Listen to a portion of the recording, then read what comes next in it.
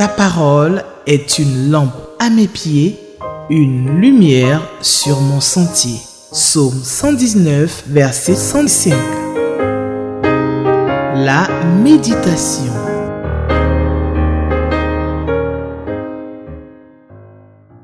Chers frères et sœurs, je vous souhaite la bienvenue à cette émission. Shalom à chacun de vous. Que Dieu vous bénisse, que Dieu bénisse vos activités quotidiennes, que Dieu bénisse vos familles, que Dieu vous comble de toute sa joie et de sa paix. Merci d'être fidèle à cette émission de méditation quotidienne de la parole de Dieu. Vous avez choisi la bonne part, la très bonne part, comme le dit la parole de Dieu. Car se retrouver chaque jour pour entendre la voix de son Créateur, c'est le meilleur rendez-vous de la journée. Je ne sais pas si vous partagez la même chose que moi. La meilleure personne à entendre dans une journée, la première et la bonne voix à entendre dans une journée, c'est la voix de son Créateur. Le meilleur rendez-vous de la journée, c'est le rendez-vous avec le Dieu qui a créé le ciel et la terre. Et je vous encourage à garder cette discipline dans la lecture et la méditation quotidienne de la parole de Dieu. Et c'est en cela que nous trouverons la joie de vivre dans ce monde qui devient de plus en plus compliqué, gardant la parole de Dieu dans nos cœurs.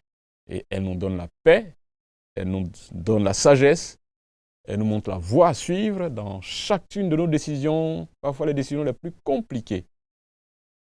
Que Dieu nous aide, chacun de nous, à garder cette discipline. Merci encore une fois d'être fidèle à cette émission sur Espérance TV, ce temps de méditation de la parole de Dieu. Nous allons prier pour confier cette méditation entre les mains de notre Dieu.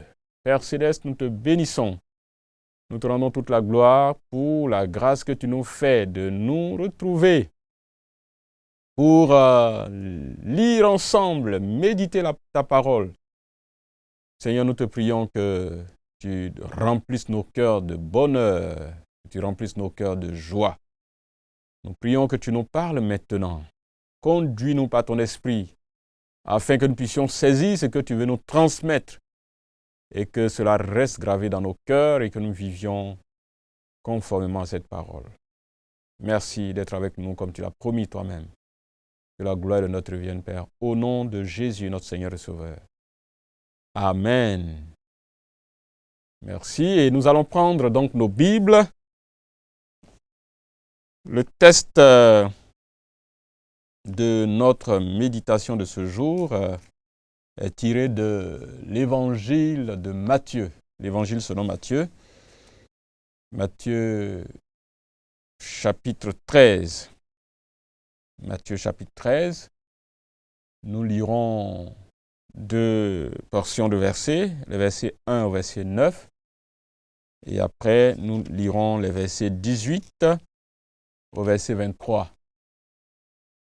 Matthieu chapitre 13, verset 1 au verset 9. Et ensuite, les versets 18 au verset 23. Ce sont donc deux parties relatives à la même parabole. Donc faisons maintenant la lecture. Ce même jour, Jésus sortit de la maison et s'assit au bord de la mer. Une grande foule s'étant assemblée auprès de lui, il monta dans une barque et il s'assit. Toute la foule se tenait sur le rivage. Il leur parla en parabole sur beaucoup de choses, et il dit: un semeur sortit pour semer. Comme il semait, une partie de la semence tomba le long du chemin. Les oiseaux vinrent et ils la mangèrent. Une autre partie tomba dans les endroits pierreux où elle n'avait pas beaucoup de terre. Elle leva aussitôt parce qu'elle ne trouva pas un sol profond. Mais quand le soleil parut, elle fut brûlée et sécha, faute de racines. Une autre partie tomba parmi les épines. Les épines montèrent et l'étouffèrent. Une autre partie tomba dans la bonne terre. Elle donna du fruit, un grain 100, un autre 60, un autre 30. Que celui qui a des oreilles pour entendre, entende. Verset 18 maintenant. Vous donc, écoutez ce que signifie la parabole du sémeur. Lorsqu'un homme écoute la parole du royaume et ne la comprend pas, le malin vient et enlève ce qui a été semé dans son cœur. Cet homme est celui qui a reçu la semence le long du chemin. Celui qui a reçu la semence dans les endroits pierreux, c'est celui qui entend la parole et la reçoit aussitôt avec joie. Mais il n'a pas de racine en lui-même. Il manque de persistance et dès que survient une tribulation ou une persécution, à cause de la parole, il y trouve une occasion de chute.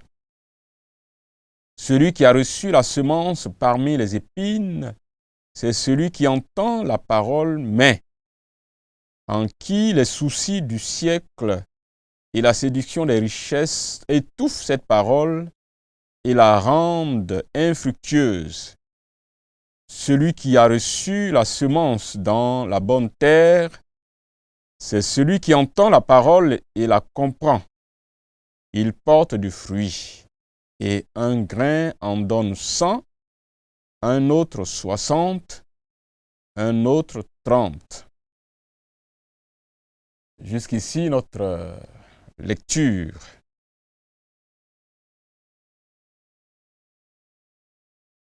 Est-ce qu'il y a un avertissement que que Dieu est en train de nous donner dans ce test?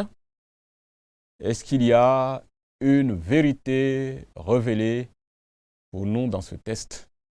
Ce sont ces deux questions autour desquelles vont donc tourner nos réflexions, notre temps de méditation. Je voudrais qu'on parle ici des dispositions du cœur, de nos cœurs à la parole. Les dispositions de nos cœurs face à la parole. Dans quelle disposition nous recevons la parole de Dieu en tant qu'être humain, en tant que famille de Dieu, en tant qu'enfant de Dieu. Et cette parabole nous présente différentes dispositions, comparées à donc différents types de terres dans lesquelles un grain semé tombe. C'est très intéressant, peut-être que vous pouvez aller sur Internet et voir comment ça se passe. Mais dans des zones où les cultures vivrières sont encore au stade très artisanal, très manuel, c'est très intéressant de voir cela. C'est très intéressant de voir cela. Et nous avons vu ça, moi j'ai personnellement vu ça et je l'ai pratiqué auprès de mes parents qui sont des cultivateurs. Donc les grains de riz qu'on prend et il y en a des zones où on creuse une terre et on met le grain. Mais dans ma culture, chez nous, le grain de riz est pris comme ça dans la paume et est jeté comme ça sur la terre. Et effectivement, les grains vont tomber dans différentes zones. Donc, quand les grains sont jetés, on essaie de gratter la terre avec des dabas, avec une roue. Effectivement, il y a des grains qui sont couverts de la terre. Il y en a qui tombent effectivement carrément sur la voie.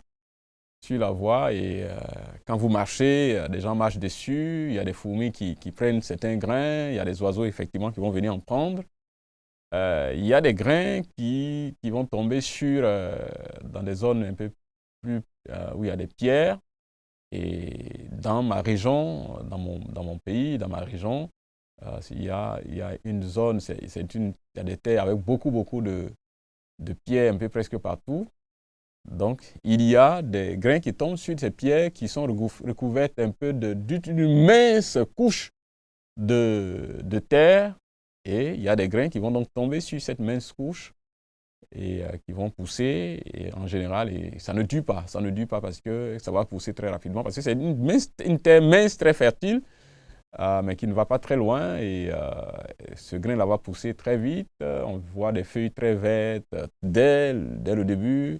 Et puis, en quelques temps seulement, quand le soleil sort avec les rayons, parfois 1 ou 2 jours suffisent pour que cette plante disparaisse. Et puis, il y a les grains qui vont tomber dans des zones où il y a effectivement beaucoup d'épines, d'herbes piquantes. Et quand ces herbes poussent et que ces grains de riz tombent et elles poussent, ces grains poussent, rapidement, ces petites plantes-là sont tout de suite entourées d'épines et on ne voit même plus rien, c'est fini, ça ne donne pas grand-chose. Et puis, il y a ce qui tombe dans la bonne terre, dans la bonne partie, et qui donne. Donc, je me retrouve un peu dans cette parabole, pour ceux qui sont de culture, comment dirais-je, cultivateurs et des trucs, des fermiers, ils comprennent mieux cette parabole. Et c'est tellement intéressant de dire cela. Donc,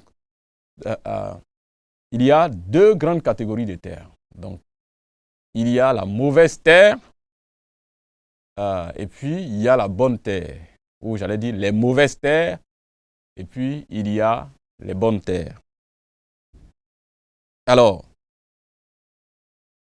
la première catégorie où les grains sont tombés, c'est en bordure des voies. Donc, ce grain-là ne rentre pas dans la terre, n'est pas entré dans la terre. Donc, elle reste en bordure, au vu, au su de tous.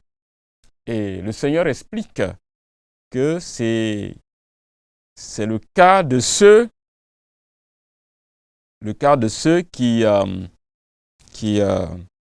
donc reçoivent la parole, donc ils ne la comprennent pas du tout.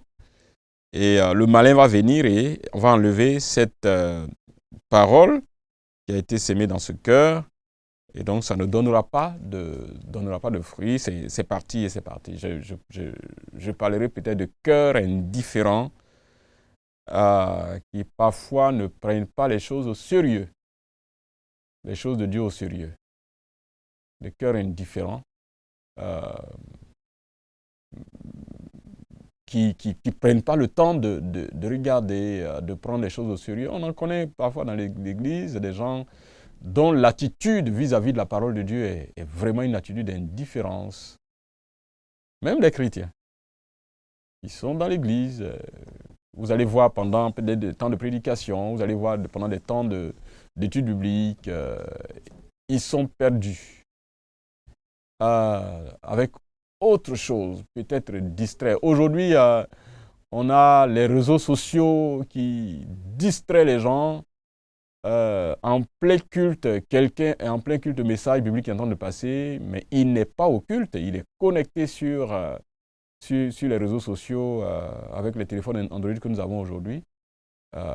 Donc des personnes qui ne prennent pas le temps de leur présence, de la présence de Dieu au sérieux, qui manquent de concentration, qui ne peuvent plus se concentrer pour s'asseoir et entendre la voix de Dieu. Et cette parole ne va même pas s'asseoir, elle va être totalement, va partir. Hein. C'est quelqu'un à qui tu poses la question après, peut-être 15 minutes après un message, il va vous dire, mais que je ne sais même pas ce qui a été dit. Je ne sais pas ce qui a été dit. Parce qu'on se laisse distraire par 1001 choses aujourd'hui. Donc, ce premier cœur, cette mauvaise terre-là, c'est ce que j'appelle, moi, les cœurs indifférents. Et évidemment, la parole de Dieu ne peut pas avoir une place dans ce lieu.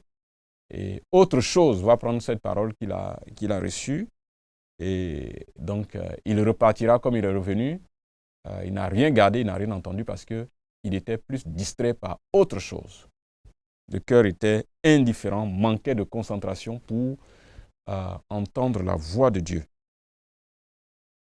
La deuxième catégorie de terre, ou la deuxième catégorie de cœurs, de disposition de cœur, j'appellerais les cœurs euphoriques, superficiels. Euphoriques.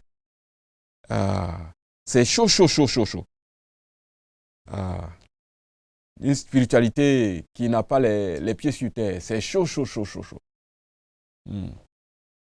Une joie éphémère. L'homme de Dieu. Non, mais ce qu'il a dit aujourd'hui, c'était puissant. Mais c'était puissant. Une joie comme ça. Mais ça ne fera pas long feu. Ça ne fera pas long feu parce que ce n'est pas quelque chose qui a pris le temps de s'enraciner. Ce n'est pas quelque chose sur lequel on a réfléchi, autour de laquelle qu'on a médité, qu'on a gardé, qui s'est enraciné dans nos cœurs. Dans nos cœurs. Et je pense que c'est une interpellation. C'est un avertissement pour nous et notre génération. On ne donne pas l'occasion aux chrétiens de réfléchir à la parole de Dieu. Les chrétiens ne réfléchissent plus. Quelqu'un d'autre a mené la réflexion à leur place. L'homme de Dieu a déjà mené la réflexion à leur place. Vous savez que c'est plus en plus rare d'entendre les chrétiens de notre génération dire « La parole de Dieu a dit ». J'ai lu ce verset et voici ce que ce verset m'a dit, ce que ce texte biblique m'a dit. Mais c'est plus facile d'entendre des gens dire « L'homme de Dieu a dit ». L'homme de Dieu a dit. Telle personne a dit. Je ne dis pas de ne pas écouter les hommes de Dieu. Mais il ne faudrait pas que les hommes de Dieu remplacent la parole de Dieu dans notre vie. Que cela n'enlève pas la discipline personnelle en tant qu'enfant de Dieu de nous asseoir, de lire, de méditer et de réfléchir la parole de Dieu, sur la parole de Dieu pour que la parole de Dieu puisse s'asseoir dans nos cœurs et que la parole de Dieu puisse s'imprégner, que nos cœurs et nos pensées soient façonnés par la parole de Dieu. Ce qui a été dit quelque part là-bas, qui n'est pas fruit de notre discipline personnelle de méditation, de lecture de la parole de Dieu, de réflexion personnelle. Où on voit les chrétiens parfois s'asseoir et puis discuter ensemble sur un texte biblique qu'ils ont lu, ou même un message qu'ils ont entendu, ils discutent. Ou telle personne dit, ce qui a été dit là, je suis d'accord avec ça, telle autre personne dit, non, je ne suis pas d'accord, parce que je pense que ça, ce n'est pas ceci. La capacité pour les enfants de Dieu de réfléchir, de débattre autour de la parole de Dieu, c'est la meilleure façon de garder, de réfléchir et de conserver ce qu'on a reçu. Sinon, beaucoup de notre marche chrétienne ressemble simplement à la sous-traitance spirituelle. C'est quelqu'un qui prie pour nous, toujours. C'est quelqu'un qui lit la parole de Dieu pour nous. C'est quelqu'un qui va interroger Dieu pour nous. Et la foi chrétienne de notre génération devient simplement de la sous-traitance. Quelqu'un d'autre va faire ça pour nous. Un homme de Dieu va faire ça pour nous. Non, la Bible nous encourage à nous asseoir nous-mêmes.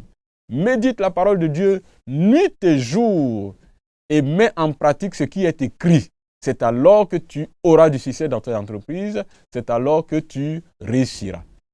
Donc, la discipline de la réflexion personnelle sur les textes bibliques nous aide à garder dans notre cœur, et cette parole s'enracine dans nos cœurs, et rien d'autre ne peut enlever ça.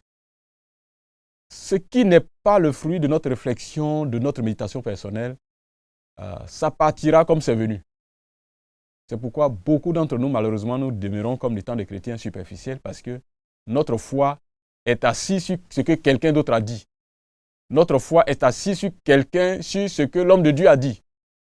Mais ce n'est pas assis sur ce que la parole de Dieu a dit, ce que nous avons tiré personnellement de la parole de Dieu.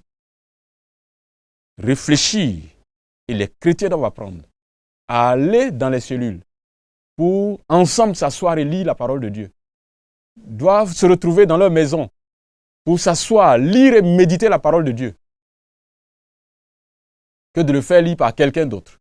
Que d'attendre que quelqu'un d'autre nous dise ce que nous devons entendre de la parole de Dieu. Non.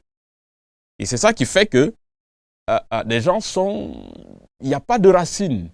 Il y a du bruit, il n'y a pas de racines. Donc c'est ce que j'appelle la foi euphorique, ou le cœur euphorique. Hein? Cette joie éphémère, superficielle. Ah, l'homme de Dieu a dit aujourd'hui, et puis il y a cette joie-là, et puis on va avec. Et puis demain, ça disparaît comme c'est venu. Parce que ce n'est pas quelque chose qui est réfléchi, ce n'est pas quelque chose qui a été bâti, ce n'est pas quelque chose... Donc, ça, c'est un danger qui guette, nous, la génération de chrétiens d'aujourd'hui, qui n'a pas de contact personnel avec la parole de Dieu. Mais quand nous l'avons, c'est vraiment superficiel.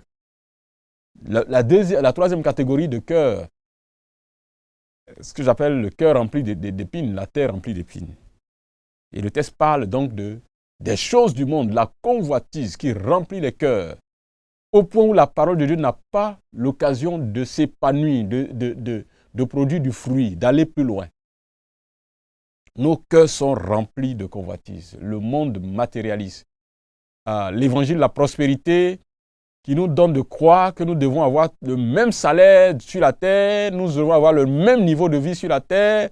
Si quelqu'un n'est pas à telle position, il est maudit. Je dis, mais on sait que tous ceux qui balayent nos maisons sont maudits. C'est que tous ceux qui sont nos chauffeurs, qui permettent que nous puissions aller au culte tous les dimanches, là, sont maudits. Non, mais c'est pas de l'évangile, c'est de la fausseté. La justice de Dieu ne fait pas de nous des gens qui ont le même salaire, ne fait pas de nous des gens qui ont le même travail sur la terre. Non. Dieu souhaiterait que chacun de nous ait de quoi subvenir à ses besoins. Là, au moins, je peux comprendre. Mais dit que tout le monde doit avoir le même salaire, tout le monde doit avoir le même standing de vie, ainsi de suite. Si tu n'as pas le même standing de vie avec telle personne, tu es maudit. Non, chers frères et sœurs. Je ne pense pas que ça, ce soit biblique. Que ça, ce soit biblique. Donc, les convoitises, l'évangile de la convoitise, aujourd'hui, pousse les gens à vivre de stress, à être toujours préoccupés, à rechercher quelque chose qu'ils pensent n'avoir pas, alors que Dieu leur a donné déjà ce qui est nécessaire à leur vie. Ce cœur-là ne va pas laisser la place à la parole de Dieu de s'épanouir. C'est un cœur rempli d'épines. C'est un cœur rempli de convoitise. C'est un cœur qui ne connaît pas ce qu'on appelle le contentement. La capacité d'accepter ce que Dieu nous a donné maintenant, en espérant que dans sa grâce, il va améliorer encore notre condition. Le cœur rempli d'épines, c'est un cœur rempli de convoitise, les regards fixés sur ce qu'il y a autour de nous, chercher à avoir tout ce que le monde nous présente. Non, chers frères et sœurs, notre bonheur ne dépend pas de ça. Notre bonheur vient du fait que nous nous contentons de ce que Dieu nous donne. Ça ne veut pas dire que nous restons dans la médiocrité. Non, nous travaillerons à l'excellence, à changer notre condition, mais ça ne sera pas sur la base de la convoitise. Et ça, c'est des choses qui étouffent les cœurs et les gens n'ont pas l'occasion de s'épanouir, de se réjouir de ce que Dieu a fait d'eux, de ce que Dieu leur a donné. Les gens sont toujours en train de courir et c'est malheureusement ce qui nous soumet à tellement de maladies comme l'hypertension et plein d'autres choses qui nous fatiguent parce que notre cœur n'est pas en paix, nous sommes toujours en train de courir après quelque chose. Et dans un tel cœur, les promesses de Dieu n'ont pas de place. Un cœur de convoitise, les promesses de Dieu ne peuvent pas s'asseoir, ne peuvent pas s'installer, ne peuvent pas prospérer. Parce que le cœur est rempli de convoitise. Alors que la parole de Dieu doit remplir nos cœurs. Et les promesses de Dieu doivent remplir nos cœurs, nous remplir de joie, de paix et d'épanouissement. Donc, la troisième terre, le troisième type de cœur, c'est le cœur rempli d'épines. Donc, nous avons ici donc l'ensemble des mauvaises terres que le Seigneur décrit dans cette parabole. Et il finit, heureusement, par la bonne terre.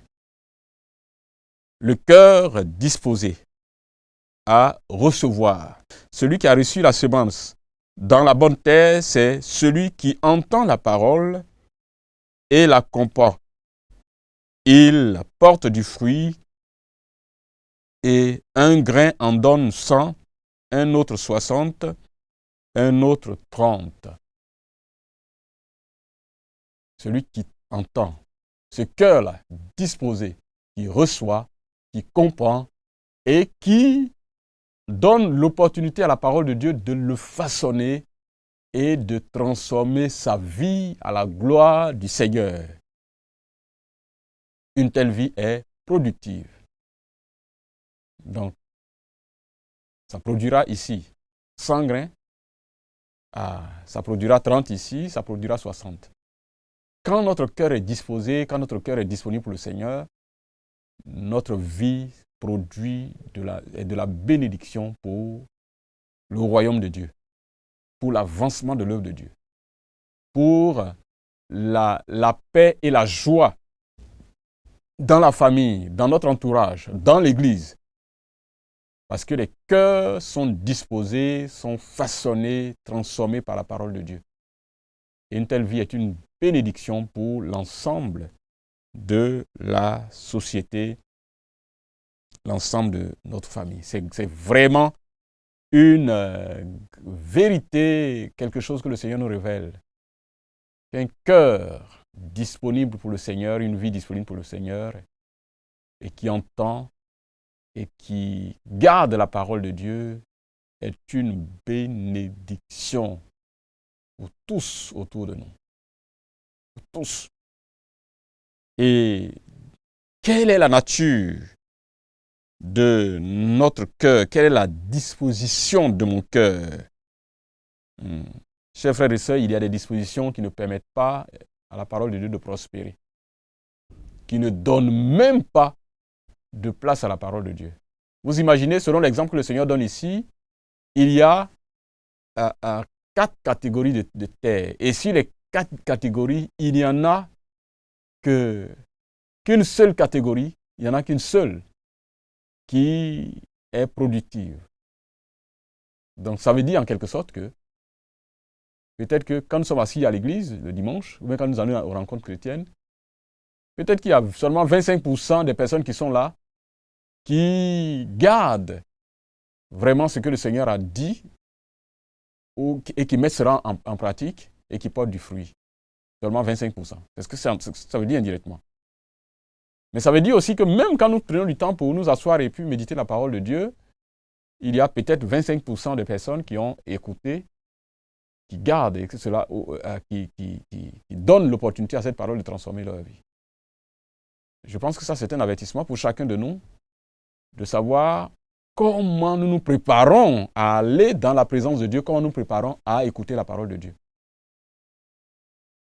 Est-ce que nos temps de méditation sont des temps remplis de bruit autour de nous? Oui, c'est des temps vraiment sérieux, des temps calmes. Nous sommes là, nous sommes disposés à entendre la voix de Dieu. Quand nous allons à l'église, que le message biblique passe, qu'est-ce qui nous intéresse même dans l'ensemble des choses qui se passent au culte du dimanche? Est-ce que c'est parce qu'on aura bien dansé? Est-ce que parce que l'homme de Dieu aura beaucoup prophétisé sur notre vie? Qui nous aura dit que nous allons voyager? C'est ça que nous retenons? Ou bien le message du biblique qui passe, que Dieu est en train de donner, auquel nous devons être attentifs? Sommes-nous concentrés pour entendre la voix de Dieu ou nous sommes distraits par mille et une autres choses autour de nous pendant que le message biblique est en train de passer? Il y a même des chrétiens qui ne vont plus avec leur Bible à l'église. Quand le message est en train de passer, quand on entend lire le texte, il ne peut pas lire le texte. Parce qu'il est en train de penser à autre chose, il est en train de regarder autre chose. Dieu est en train de nous dire que il n'y a que 25% des personnes qui se rassemblent autour du Seigneur qui gardent ce que le Seigneur leur a donné comme parole.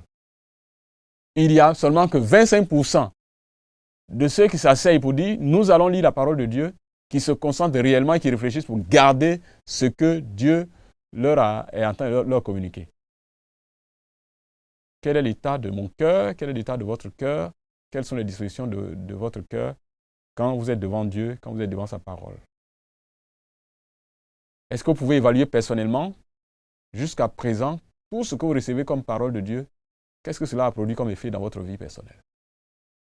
Qu'est-ce que vous avez gardé de ce que vous avez reçu du Seigneur depuis le début de la semaine passée, depuis le début de la semaine jusqu'à ce jour? Qu'est-ce que vous avez gardé? Et ça, c'est à chacun de nous de faire l'évaluation de sa vie.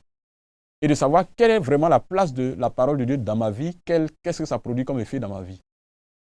Ou est-ce que mon cœur est simplement comme sur le chemin où les oiseaux ont tout pris? Est-ce que mon cœur n'est pas simplement comme cette terre pierreuse où la parole ne va pas loin? Est-ce que mon cœur n'est pas rempli de convoitises et de préoccupations des choses du monde au point où la parole qui entre est totalement étouffée? Ça, c'est autant de questions que chacun de nous est appelé à se poser par rapport à notre contact avec la parole que Dieu nous donne chaque jour.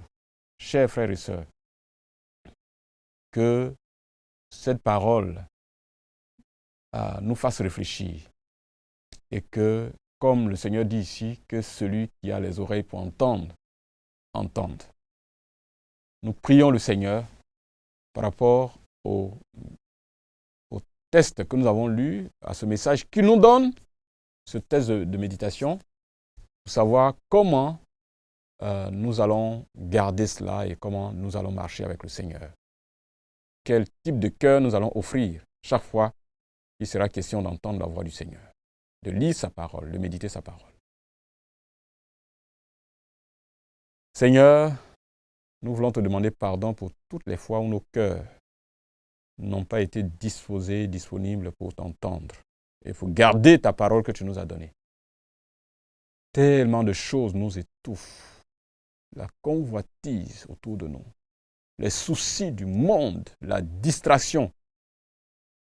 Seigneur, cette facilité que nous recherchons aujourd'hui pour que d'autres personnes fassent tout à notre place, qu'ils lisent la Bible à notre place, qu'ils prient pour nous, qu'ils prient à notre place, qu'ils fassent tout à notre place.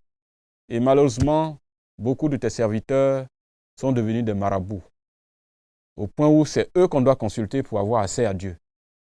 Et ils n'ont pas encouragé, développé cette discipline chez les chrétiens pour qu'ils eux-mêmes lisent, réfléchissent autour de la parole de Dieu.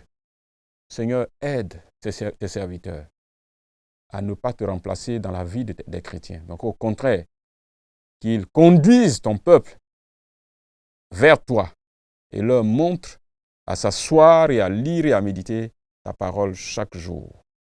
Et surtout à garder cela et à mettre cela en pratique. Nous avons besoin de ta grâce, Seigneur. Que cette parole reste gravée dans nos cœurs. Nous te disons merci, Père Céleste, au nom de Jésus. Amen. Chers frères et sœurs, que Dieu vous bénisse, que Dieu nous bénisse tous et qu'il nous aide à nous retrouver encore la prochaine fois pour un merveilleux temps de méditation de la parole de Dieu. Shalom sur chacun de vous. Amen. Ta parole est une lampe à mes pieds, une lumière sur mon sentier. Psaume 119, verset 105. La méditation.